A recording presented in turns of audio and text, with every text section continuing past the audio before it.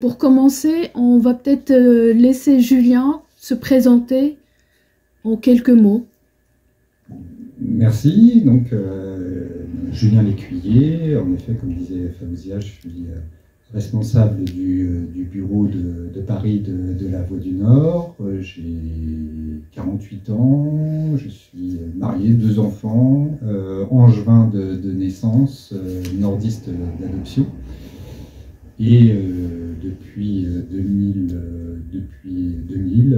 journaliste à la Voix. Moi, je suis issu d'une famille d'enseignants. Mes 2 parents sont enseignants en éducation physique et sportive. Et j'avoue que j'avais toujours eu plutôt la volonté d'être enseignant moi-même. Sorti d'Hippocagne et Cagne, je me suis tourné assez naturellement vers l'université, et les 3, mon histoire. Et bon, j'ai passé quelques années assez passionnantes d'un point de vue personnel, peut-être un petit peu moins d'un point de vue strictement universitaire. Et je dois là aussi au hasard, comme quoi il a fait beaucoup pour moi durant ces premières années, d'avoir rencontré un ami qui aujourd'hui fait une très belle carrière au Monde, et qui m'a dit, si tu veux te faire un petit peu d'argent de poche en tant qu'étudiant, fais donc des piges pour la Voie des Sports, pour le cahier du lundi. Donc c'est comme ça que je suis rentré par la petite porte au sein du journal La Voie du Nord, pour faire quelques lignes tous les dimanches soirs, travailler jusqu'à minuit et demi pour ce cahier sportif. Et dès lors que j'ai fait un pas dans cette grande et belle maison, je me suis dit qu'en fait, il n'y avait pas d'autre carrière pour moi possible. Je me suis passionné directement pour ce métier. J'y ai passé mes jours et mes nuits. Je faisais à peu près toutes les tâches qu'on voulait bien me donner, jusqu'à trier les archives de photos de la Voie des Sports. Peu m'importait en fait finalement la tâche, pourvu que je puisse rester au sein des locaux. Et de fait, gentiment, ils m'ont laissé travailler. Et j'ai été rapidement embauché en 2002. Donc plusieurs CDD à Lille et un CDI après à Dunkerque. Sur la côte, en effet, j'ai passé des très belles années à Dunkerque, à l'édition locale. Je dis très belles années parce qu'à Dunkerque, c'est une locale où on peut faire de l'actualité économique. Il y a des formidables histoires à raconter, une formidable histoire sociale. C'est aussi des faits divers, mais qui m'ont beaucoup... vraiment, ces années m'ont énormément appris sur mon métier, avant que je prenne des responsabilités, d'abord au sein de l'édition d'Hazebrouck pendant très peu de temps, et puis après comme adjoint, chef par intérim de Lille, de l'édition métropolitaine, avant de devenir chef du desk édition, puis en juin 2019, d'être nommé au responsable du bureau de Paris.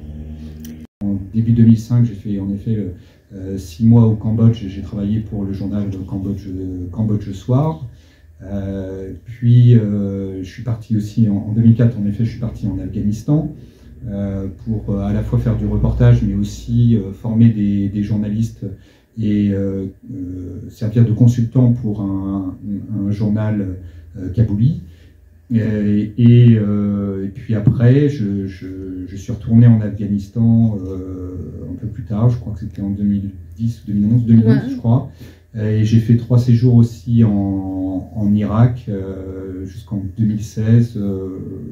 En novembre, j'ai couvert, enfin, en tout cas, je suis allé couvrir le début de la bataille de Mossoul, en fait, la chute de Daesh. Vous vous êtes nommé responsable du bureau de Paris quelques mois avant le Covid. Comment ça se passe, la prise de fonction dans ces cas-là? Y a-t-il une période de passage de témoins, présentation des personnalités, des attachés de presse Oui, il y a une forme de tuilage qui a été effectué par mon digne prédécesseur Hervé Fabre, à qui je dois beaucoup, parce qu'il il m'a permis pendant quelques semaines de m'acclimater, parce que pour le journaliste local que j'étais, le microcosme médiatique parisien est un peu une terre inconnue, et c'est pas une jungle, en tout cas c'est un milieu qui est un peu complexe à découvrir. Donc il m'a non seulement expliqué la façon de réseauter, il m'a introduit auprès des personnalités qui pouvaient m'appuyer, il m'a donné de très bons conseils, notamment de m'affilier à certaines associations de journalistes pour mieux tout de suite avoir les bons appuis, les connaissances non seulement des collègues, mais aussi d'avoir les opportunités de rencontrer des personnalités politiques. Il m'a fait découvrir l'Assemblée nationale, hein, voilà, c'est pas forcément très simple au départ, et puis après j'ai dû voler de mes propres ailes, ce qui est pas simple, hein, parce que encore une fois, le milieu journalistique parisien, c'est un monde, c'est pas que ce soit fermé, mais chacun travaille dans son coin, assez impératif. Vous arrivez de votre nord sans forcément avoir beaucoup d'influence, beaucoup de connaissances. Donc il faut à la fois connaître les bonnes personnes, connaître les règles, comprendre les mécanismes et les rouages de l'exécutif et parlementaire. Donc c'est des mois à essayer de saisir ce qui est important de savoir, à connaître les bonnes personnes. Il y a énormément de concurrence, hein, donc on arrive, certes, il y a la carte Voix du Nord est une carte qui est quand même assez reconnue, mais la grande difficulté, c'est qu'il y a énormément de concurrence sur Paris, et donc les politiques, et a priori ceux qui sont les plus intéressants, ils sont convoités par toute la place médiatique parisienne, ce qui représente quand même beaucoup de monde. Et donc, plus la presse nationale que régionale? Ah bah, eux, forcément, ils ont les plus intéressants sont en général ceux qui sont le plus demandés par la presse nationale. Donc il y a une forte concurrence, alors une concurrence de réseau, en fait. C'est-à-dire que dans la tête d'un politique, s'il doit parler à quelqu'un, il va toujours se poser la question de l'impact que ça peut avoir. Et donc, vous êtes en concurrence avec des grands titres, Le Monde, Libé, L'Express, Le Point.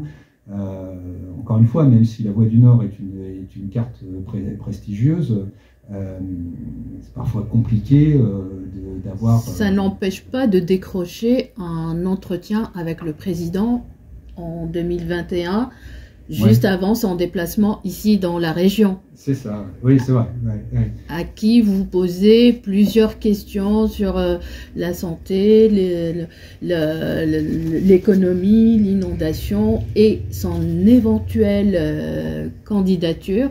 Oui. Mais pour la candidature, il ne répond pas. C'était pas comme Chirac. Chirac, il est allé. Hein. Ouais, pour l'anecdote, évidemment, quand j'y vais en novembre 2021, de mémoire, c'est juste avant qu'il vienne, en effet, dans le Nord-Pas-de-Calais, j'avais pris le soin de venir avec la une de la Voix du Nord qui annonçait la candidature de Jacques Chirac pour la présidentielle. C'était 95 de mémoire. Et pour, on va dire, l'inviter à faire de même dans notre journal. Alors, il n'avait pas du tout prévu, évidemment, ça. Il a été, cela dit, touché par cette une, parce qu'il a une affection particulière pour Jacques Chirac, hein, dont il a un cadeau sur... une photo, une ancienne photo qu'il a sur son bureau. Donc il a une fibre, une admiration pas forcément très connue pour Jacques Chirac. Donc je savais, comment dire, appuyer sur un point un petit peu émotionnel auprès de lui. Donc il avait bien voulu, évidemment, avoir une réaction autour de cette question, qui laissait transparaître la volonté, de toute façon, de candidater, même s'il ne le disait pas formellement, parce que le moment n'était pas venu, il viendra très tard en l'occurrence. Et ce sur quoi d'ailleurs, puisque pour l'anecdote, en fait, il était hors de question de faire relire l'entretien au président de la République. C'est une règle qu'on s'est fixée à la Voix du Nord et qui vaut pour le président de la République. C'est toujours le cas aujourd'hui. C'est toujours le cas aujourd'hui. Et il n'y a qu'une seule chose où, de fait, après, quand on a forcément les services de communication, sans vouloir influer, essaie quand même de... Je vous appelle pour vous dire, bon, ça s'est bien passé, qu'est-ce que vous en avez retenu et tout ça, et puis pas question de modifier quoi que ce soit, hein, mais quand même, à la fin, quand vous lui posez la question de sa candidature, il y a une formule qui pourrait laisser transparaître, est-ce qu'on est vraiment obligé de la laisser comme ça? Alors, j'ai dit, oui, j'entends, il n'y a pas de souci, mais non, on va le garder comme tel, il a dit exactement ça, de toute façon c'est enregistré. Ouais. Donc on va le garder avec cette ambiguïté qui est notée dans son expression. Et ils n'ont pas plus insisté, mais c'est vrai que c'est la formulation, encore une fois, je ne me rappelle plus, hélas, la formulation est exacte, mais c'est la formulation qui a été évidemment la plus retenue par les autres médias. J'ai été interrogé le lendemain par France Info ouais. autour de ça, puisque c'était une des premières fois où il laissait en effet la porte ouverte sans trop s'avancer. Voilà, une porte ouverte à la candidature. Bon, c'était pas grand-chose, mais c'était peut-être le petit scoop de ce jour-là. Quand le président Macron a été élu, il était question de déménager la salle de presse à quelques minutes plus loin. Ouais. C'était quoi le principe de sortir la presse de l'Élysée? Et avec le recul, qu'est-ce que vous en pensez? Ça a été abandonné après. Ça a été abandonné parce qu'il y a une forte résistance de la presse présidentielle, notamment de tous les correspondants des journaux nationaux. En effet, il s'agissait pour ceux qui ne connaissent pas, j'imagine, dans la cour de l'Élysée, vous voyez les grandes photos, il y a le perron, grande cour avec ses graviers, et si vous avez le perron juste en face de vous, il y a sur la droite les bureaux des correspondants de la presse présidentielle. Alors franchement, c'est un petit local, c'est pas du tout sympa, c'est pas du tout bien organisé, mais ça a le gros avantage d'être de plein pied face à la cour de l'Élysée. Donc vraiment, on est au cœur du réacteur. Et le projet de l'Élysée, c'était de transporter ces locaux dans la rue de l'Élysée. Alors c'est à 200 mètres, hein, c'est pas très loin, mais de faire une salle de presse mieux organisée, plus vaste, tout ça. Alors ce qui pouvait sembler plutôt une bonne idée, s'est retrouvé face à une levée de bouclier, parce que ça venait avec une forme de défiance généralisée de la presse, de l'Élysée vis-à-vis de la presse, et donc ça a été vu comme une manière d'éloigner les journalistes, de ne plus les avoir à surveiller les allées et venues au château. Donc ça a été très fortement critiqué, et l'Élysée a dû faire marche arrière. Cela dit, les relations de la presse présidentielle, notamment, et de la presse tout court avec l'Élysée, restent très compliquées. Il faut dire que ça a tranché avec le précédent mandat de François Hollande, qui, à mon avis, à contrario, a peut-être trop ouvert les vannes et en a subi les conséquences. On se souvient du bouquin d'Havet et l'homme. Mais Emmanuel Macron, lui, a fermé, a corseté beaucoup plus largement les liens avec les médias, et à l'heure actuelle, ça continue d'être très compliqué. la presse présidentielle s'est plainte notamment de ne pas être prévenue de tous les déplacements du président de la République, ce qui semble quand même totalement anormal au regard des responsabilités qu'il a et de la responsabilité qu'a la presse de pouvoir rapporter les déplacements de l'Élysée. Il y a pu y avoir aussi beaucoup de manières d'empêcher parfois les journalistes d'assister à certains moments de déplacement en étant ramenés dans un coin. Je pense récemment, parce que ça a fait l'objet d'un message, d'un communiqué de l'Association de la presse présidentielle, lors de son voyage au Canada, il a été interpellé par des militants pro-palestiniens. Et les journalistes ont été interdits d'approcher à ce moment-là et donc de pouvoir en rendre compte, ce qui était quand même assez insupportable comme geste de la part de l'Élysée que d'essayer de maîtriser cette communication-là. Bref, on sait, de toute façon, les relations d'Emmanuel Macron avec la presse, elles sont compliquées. Je dois dire qu'auprès de la Voix du Nord, on a une relation un peu plus particulière parce que lui-même a voulu maintenir une sorte de lien avec les Hauts-de-France et donc avec la presse des Hauts-de-France. Et donc ça a été ce pourquoi, d'ailleurs, j'avais pu avoir une interview avec lui donc en novembre 2021.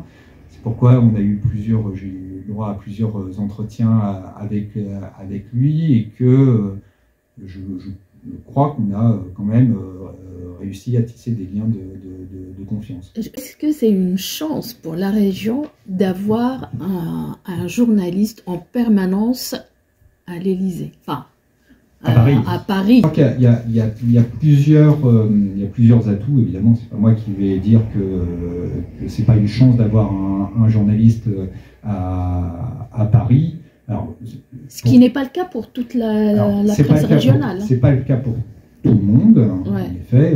Il y a des journaux, je pense par exemple à La Provence, Nice Matin, qui n'ont pas de correspondant à Paris.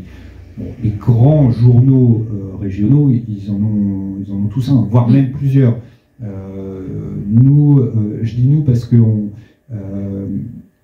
est un petit groupe qui nous serrons les coudes au sein de la presse quotidienne régionale, la fameuse PQR. Donc on essaie de travailler en groupe pour avoir une force supplémentaire, pour accrocher des interviews, pour accrocher des acteurs, pour des déjeuners off, comme on dit, on y reviendra peut-être sur la méthodologie. Donc on est 8 comme ça à être associés dans un groupe de la PQR. Donc la Sud-Ouest, le Télégramme, Ouest France, le groupe EBRA, le Progrès du Monde et autres depuis. Et donc la Voix du Nord, et ce poste à Paris, il permet plusieurs choses. Alors déjà, d'une part, c'est pas le moindre des arguments, mais je pense que ça assoit une notoriété, ça assoit une influence. C'est pas anodin d'avoir un journaliste qui représente la Voix du Nord auprès du gouvernement, de l'exécutif, de l'Élysée. Il participe, il est présent, il pose des questions. Et je le dis d'autant plus que c'est vrai que quand on fait une grande conférence de presse et que j'interviens au titre de la Voix du Nord, le titre existe, il est repris par les journaux nationaux. Et ça, c'est une force, il faut la garder. Ça montre aussi que la Voix du Nord est un journal qui est puissant, avec des relais et une influence.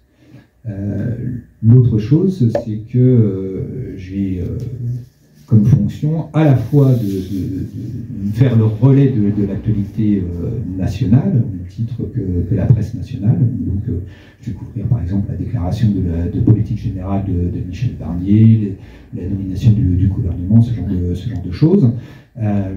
Mais je suis aussi le relais des préoccupations régionales.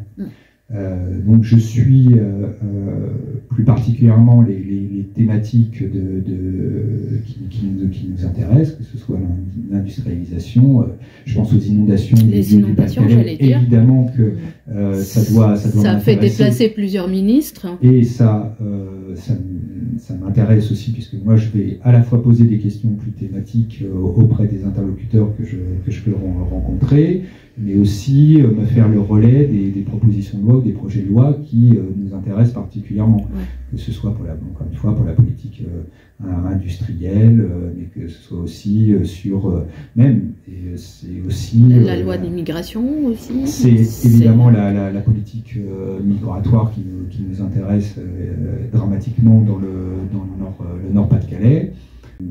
Moi, forcément, mon travail va venir en complément de tout le travail de terrain, de reportage, mais aussi d'interrogation des journalistes régionaux, pour essayer d'interroger de mon côté les responsables nationaux, que ce soit des anciens premiers ministres ou ministres de l'Intérieur qui ont eu à traiter cette question, mais aussi les actuels acteurs de ce dossier. On est amené aussi régulièrement à faire des interviews en commun avec un journaliste du service région et moi-même. Ça a été le cas, il y en a eu plein. Une des premières que j'ai faites, c'était au ministère de l'Intérieur, c'était Castaner à l'époque. Mais on a pu le faire aussi avec Gérald Darmanin, avec un journaliste de l'édition de Tourcoing. On l'a fait avec Sébastien Leroy ce qu'on appelle le desk rédactionnel auprès à la fois d'Emmanuel Macron pour une seconde interview.